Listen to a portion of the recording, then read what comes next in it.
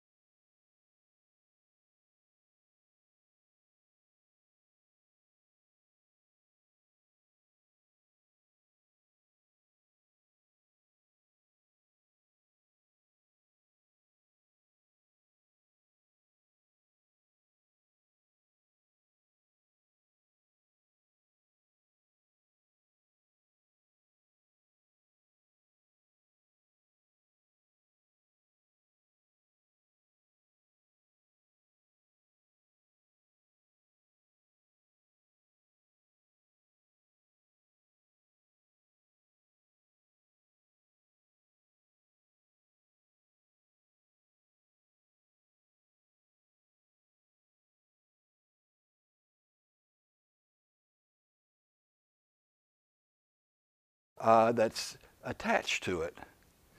Then it is stored in the liver or used in the body to make 125 hydroxy vitamin D.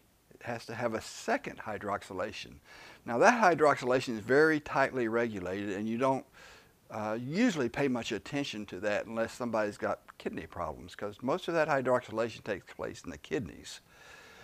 But without magnesium, a person will not be able to make either one of those hydroxylations. So without adequate magnesium, all the functions of vitamin D will not be working, including calcium metabolism.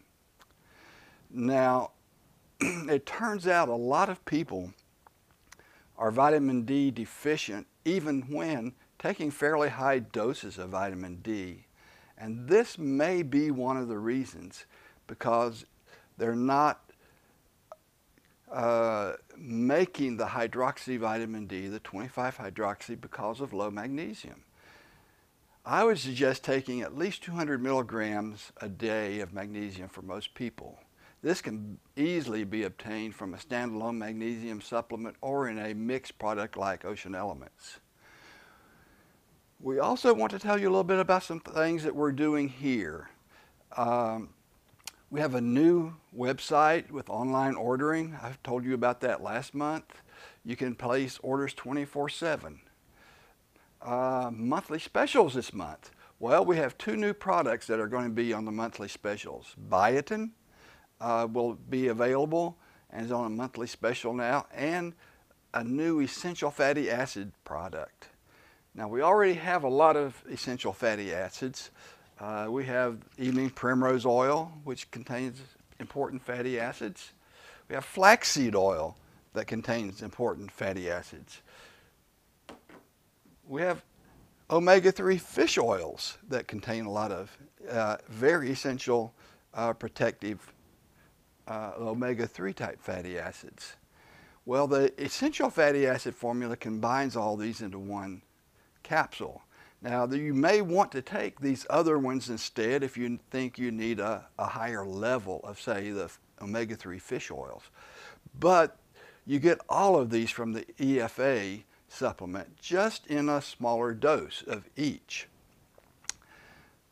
Also, we had a newsletter come out last month, and it had a lot of good information. If you did not receive one of those and you want it, please let us know.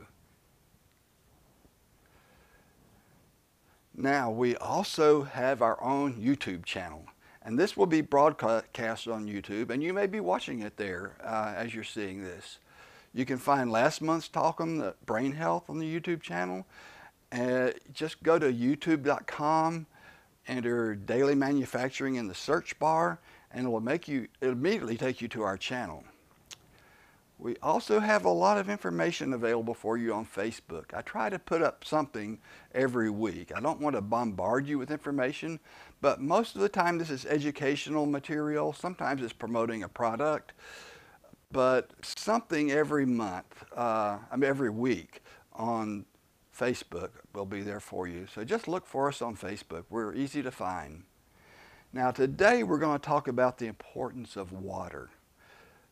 In fact, I named this water the master nutrient. A lot of times you don't think about water as being a nutrient, but actually it is. And if you want to see this again and make sure you get it, be sure to turn into the YouTube channel. So, water the master nutrient. Why do I call it the master nutrient? Well, it's simple. Water is the nutrient that will make all of your nutrients work better. Yeah, if you take our supplements, you need the water because it will help them be utilized better. If you're dehydrated, you're not going to utilize your supplements efficiently. And we want you to get the most possible benefit from any supplement you buy from us. Now, we've talked before about nature's 7 doctors. Fresh air, good nutrition, pure water, sunshine, exercise, rest, and power of the mind. Meditation, prayer, relaxation, things that relieve stress. Well, these are really a checklist I use for myself or when I'm talking to other people, because you have to do all of these things right or you're not going to have optimal health. I've loved that little book for all my life just about, because I've really felt like it gave me the information that I need to make a good foundation for optimal health. Now today we're talking about just one of the topics primarily, along with nutrition, but the main topic today is Dr. Water. Now, where there's water, there is life, almost always. Click one more time. Okay, that didn't work. Let's go back. This is supposed to be rolling ocean waves, but since we're not doing this in PowerPoint, it didn't work. I'm sorry. Anyway, ocean beaches are one of the most inhospitable places on earth. In fact, you couldn't live on a beach, really, because you can't drink the water and survive. As an ancient mariner said, water everywhere and not a drop to drink. However, there is a lot of life there, and if you start looking, you'll see it everywhere. In fact, any place there's water, there's probably life. That's why astronomers look for life. When astronomers look for life, they search for water, not for life itself. So where there is no water, as best we know, there is no life. There is life without sunlight. Blind cave fish. Blind cave fish have adapted to living in total darkness. And some nutrients come from outside and are carried by the streams of water to those fish. However, they themselves are never exposed to sunlight, and they can't see. Their eyes have sort of withered away. But they must have water. How about oxygen? Well, there's a picture of a gastrointestinal tract. The gut is teeming with trillions of live bacteria. However, many of them are anaerobic. They cannot even survive in the presence of oxygen. Yet, to be active and multiply, they do need water. They can be dormant for a long time without water, but they will not survive forever. Now, I'll do one little experiment here. Let me grab this water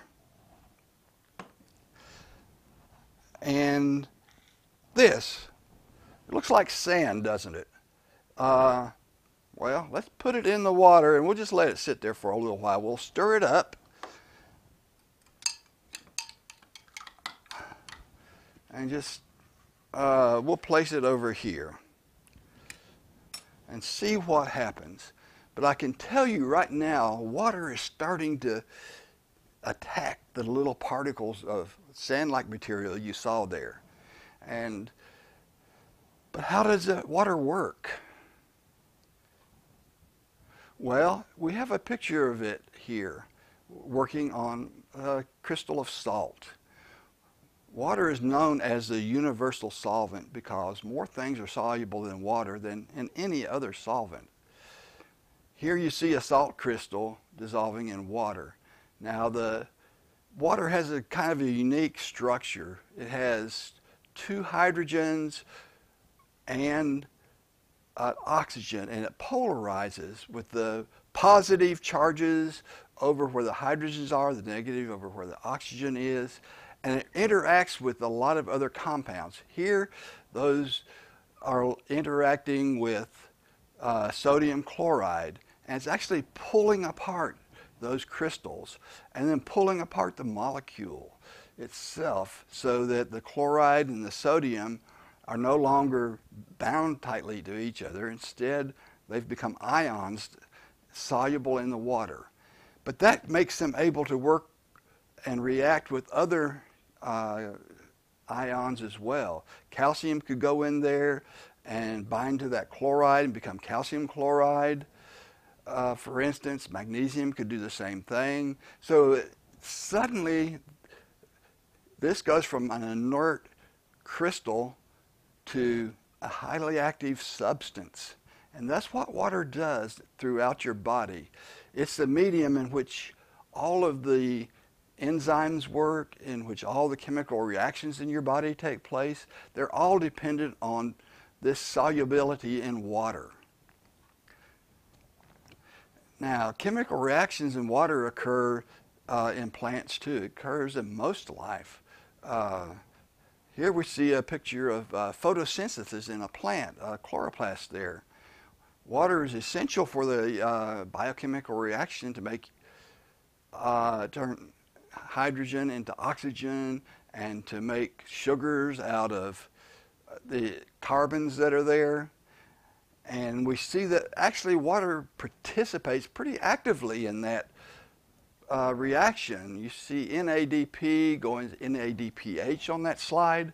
Well, that's because it's taking a hydrogen from the oxygen, from the water molecule, and making a higher energy molecule out of it.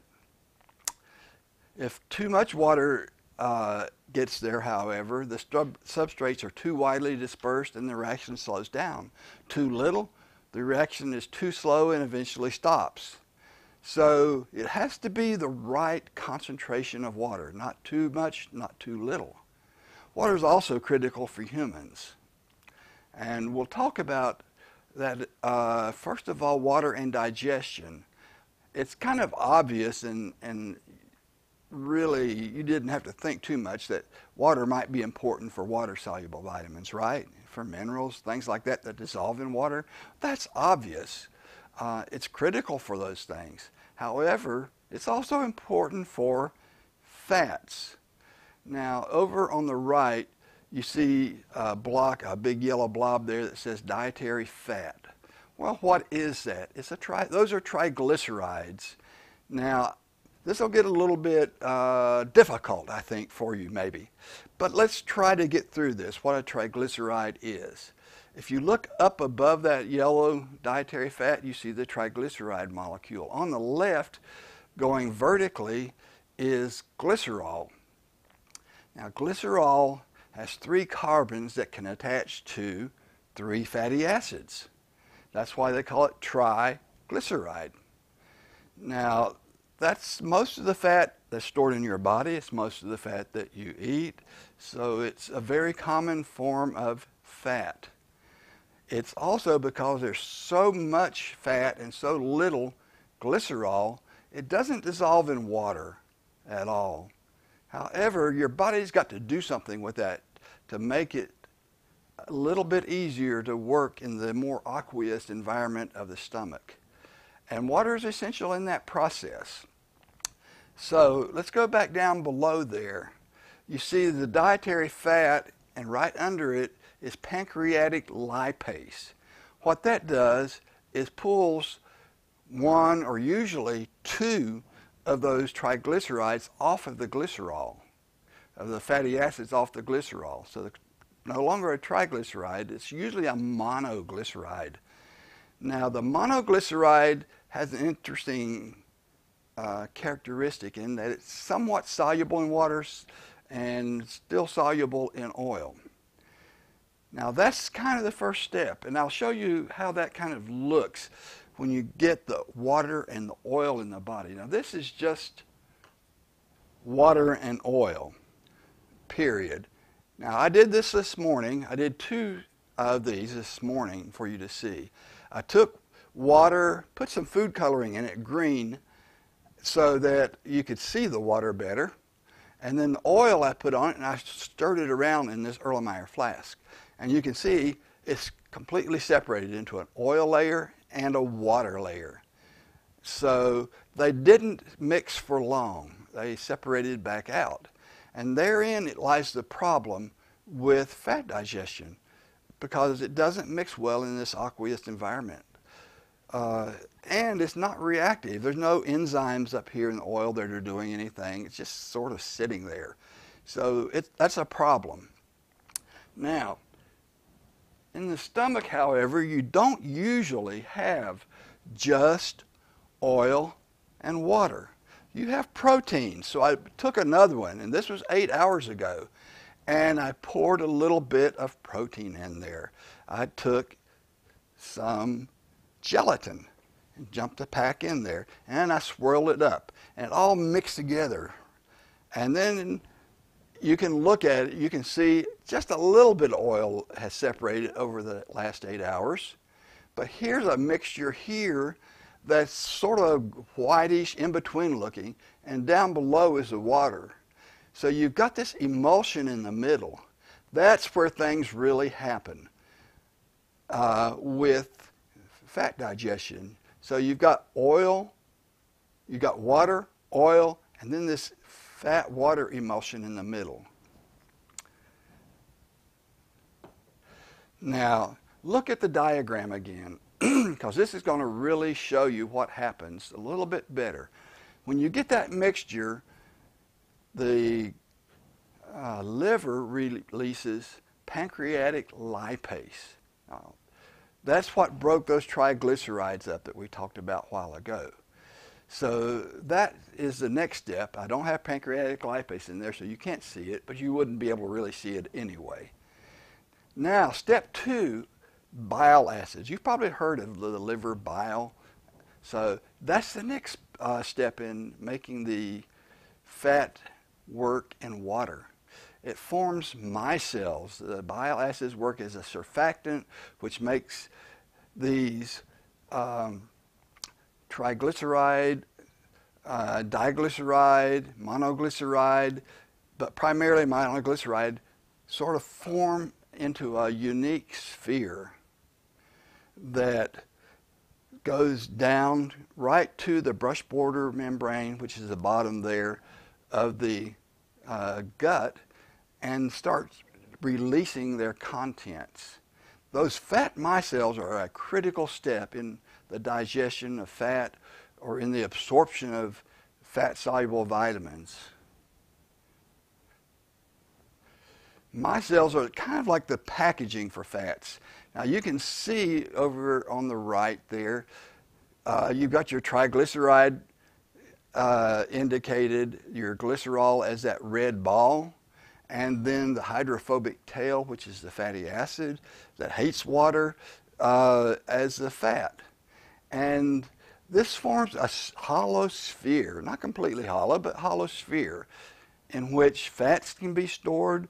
Those fats that broke off from the triglyceride can be stored inside there. Your vitamin D, A, E, K, coenzyme Q10.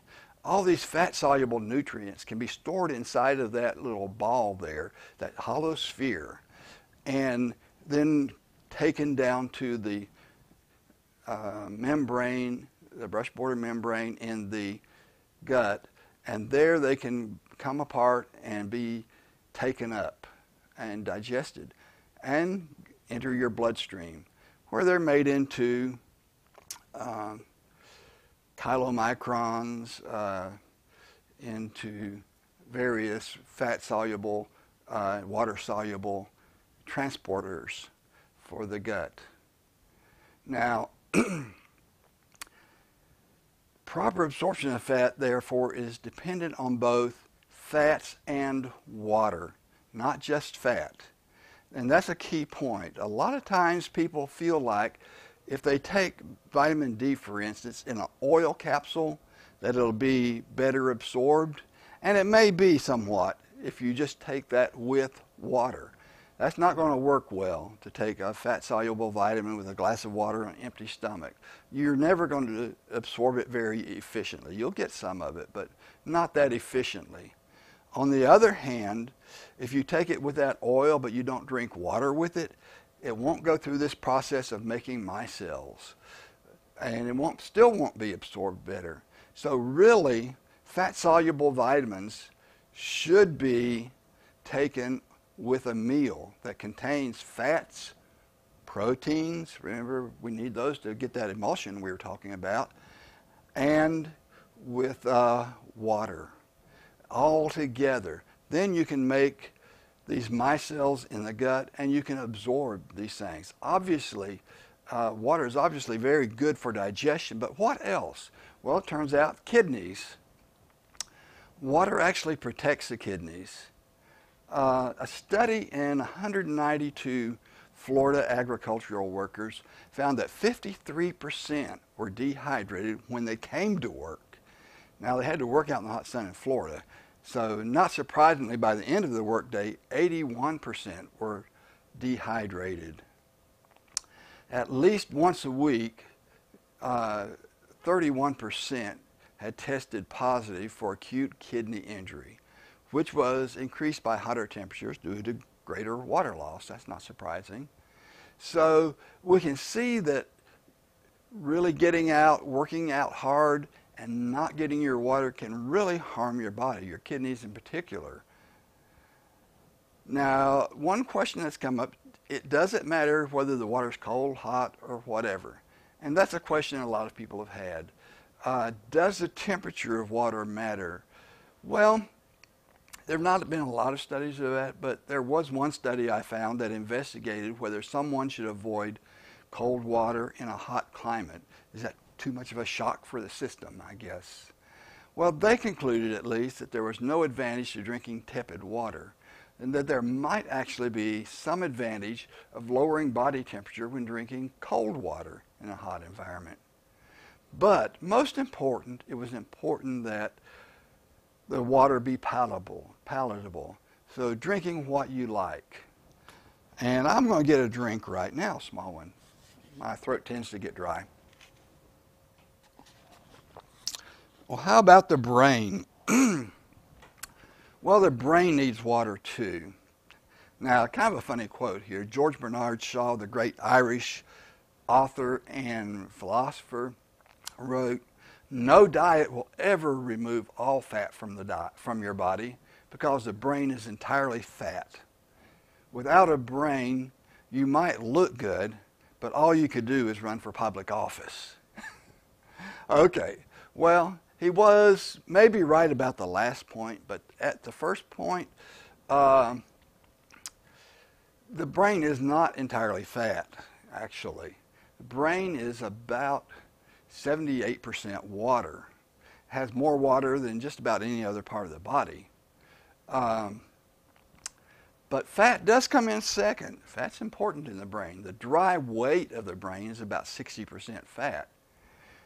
However, the brain is highly metabolically active, and all those metabolic reactions need to occur in that aqueous environment. That's why it has so much water in the brain.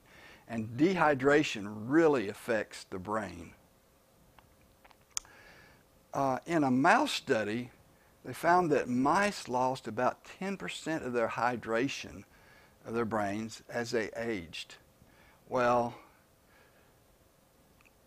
10% hydration is quite a lot. And they found that but this happened in all the mice as they aged. They found that synaptic responses in brain of the mice as they got older and as they got dehydrated were about quite a bit slower. They just weren't quite as sharp as the young mice. However, the synaptic response was restored in brain slices when they rehydrated them. It suddenly came back to life. So that's something to think about as you're aging. I don't know if there's any possibility that some people with dementia are really just dehydrated. It's possible. I can't say that for sure. I have not seen that study yet. I'd like to, but I haven't seen that yet. But it is something intriguing, and certainly we know that hydration is important for the brain. There was a human study studying stroke victims and hydration. Early neurologic deterioration, and it's sometimes called stroke in evolution, can occur after an acute ischemic stroke. You'll usually think about most of the damage from the stroke occurring right away when the stroke is happening. Blood's gone and there's no blood to the brain and neurons are dying.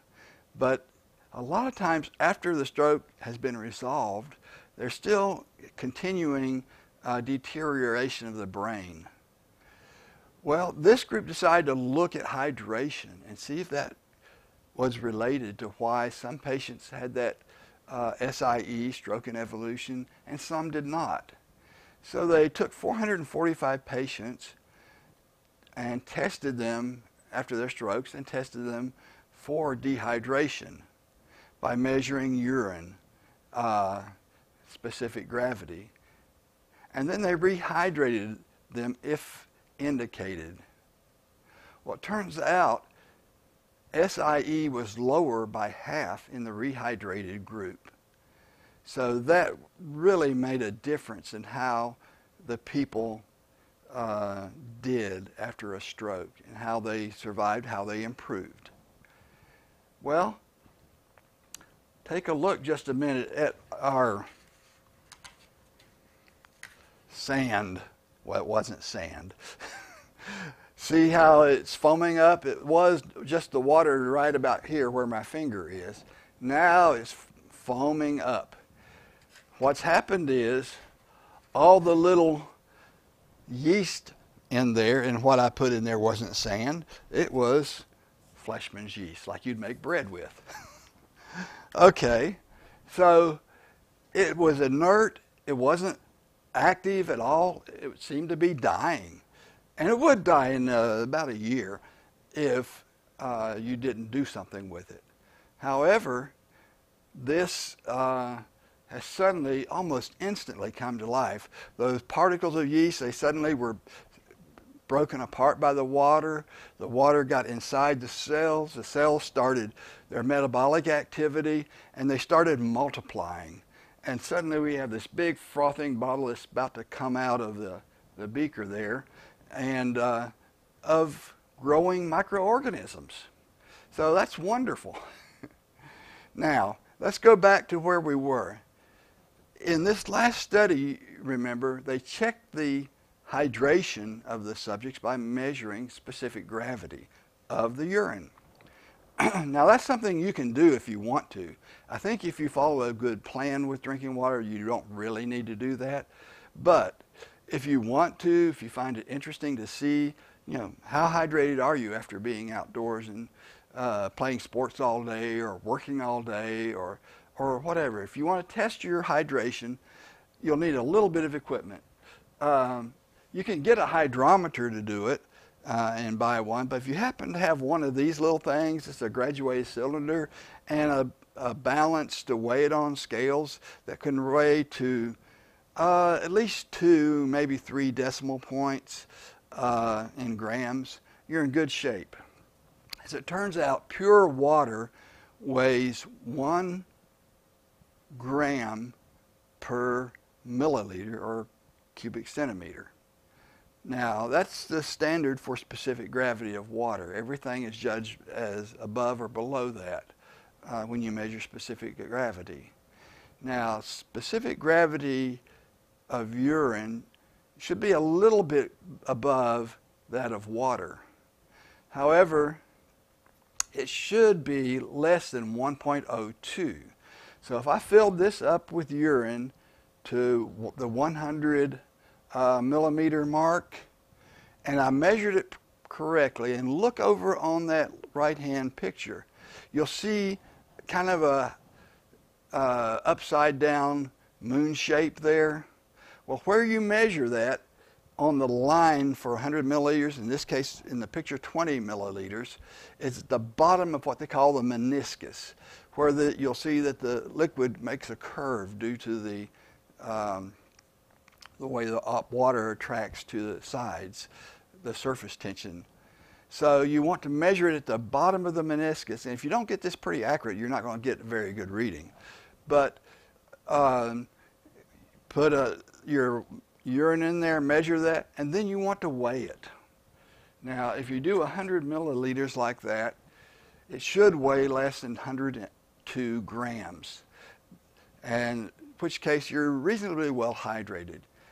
If it weighs more than 102 grams, well, that's a very good indication of dehydration and what they used in that previous study. Now, like I say, you must be able to measure and weigh accurately to do that. Another way you can do that is to get a cup, and they make what they call hydrometers, and you can put in there and measure it too. They look like kind of like thermometers, except they float in the water, and you can see where the water level is and measure it. So you can get devices to do it. But make sure that you remember how to use that graduated cylinder accurately. Another indicator of dehydration is dark urine. Now, sometimes you can take supplements that will turn your urine bright yellow. That's not the problem. But if you haven't taken those recently, you have very dark urine, that's a pretty good indication you may be dehydrated. So that's not quite as reliable, but it is reasonably reliable. Hydration is also very important for exercise. This study looked at hydration, which they defined as more than 2% of body weight loss in water. And you can actually measure your hydration that way too if you're careful. It's let's just say it's a person that weighs 200 pounds, okay. If you, after a bout of exercise, weigh below 196 pounds because you've sweated and done all that, then you will have become dehydrated. Now, this study was a blinded study of bicycle performance in dehydrated male subjects, or hydrated. Exercise performance was tested in the same subjects, either hydrated or dehydrated. Dehydration was confirmed by, in this case, plasma osmolality, which you probably don't want to mess with. But it's a very good way of doing it, but you have to draw blood and all that kind of thing. Work was completed was consistently lower in subjects during the dehydrated state. Now, if you look over on the right, the top bar shows before and after, or how much work they did at the end of the period total. And you can see there's a very significant difference, and every one of the subjects went from EU on the left is euhydrated, and on the right hypohydrated, which is dehydrated. So you can see a very big difference in the work, which is measured by how much work they can do on a bicycle. That measures their energy input. The bottom bars, they show that right at the first, there wasn't too much difference between the two groups. But as time progressed, it became a bigger and bigger difference of how much they could exercise. So you see that dehydration really affects your ability to do good exercise and to perform at a high level. Well, then the question becomes, how much should a person drink? Well, how safe is water, first of all, because you don't want to hurt yourself. And honestly, 1 or 2 people a year literally die from drinking too much water. This is something that can happen. What happens when you do that, your body can eliminate about 1 liter of water per hour if you have good kidney function. Okay, that means you've got to go to the bathroom a lot, but it can do it. However, if you start drinking, a lot more than that, your kidneys don't get rid of it. It goes into the cells of your body, your tissues. It messes up your electrolytes. You can suddenly be urinating out a lot of electrolytes. If you're doing a lot of exercise, you're losing them through sweat. But also you're diluting them as the cells swell with more and more water. But what really gets people is this happens in the brain too. And the brain can't swell much without getting into real problems. So most people have brain injury, and some die from drinking too much water. Now, as you look at that, water is way down the bottom of dangerous things. If you look at the top, botulism toxin is not very safe at all. It only takes 0.00001 milligrams to kill 50% of the people that would get that dose. That's what you call the LD50 rate. That's pretty bad. In fact, it is so toxic, you could hold enough in your hand to kill everybody on the planet, literally. Now, you'd have a hard time distributing it all equally to them to do that, but you could hold that much botulism toxin in your hand. However, we do know that doctors give people shots to reduce their wrinkles of botulism. So it's a really, really dilute dose, no doubt about it. But there is a level of botulism even that's safe. And that gets to the first rule, foremost rule of toxicology. It's the dose that makes the poison. You can see that aflatoxin is a lot more safe than botulism, but still pretty bad, and it will destroy your kidneys. Vitamin D looks like it's pretty toxic there, doesn't it? I mean, it comes in pretty early in that, but 10 milligrams of vitamin D is a huge amount. If you translate that into international units, that's 1 million international units. So there again, dose makes a poison. A 70 kilogram man would have to take 70 million international units of vitamin D to reach that LD50 level, where 50% of the people would die. So you don't have to worry too much about that. That's not likely to happen.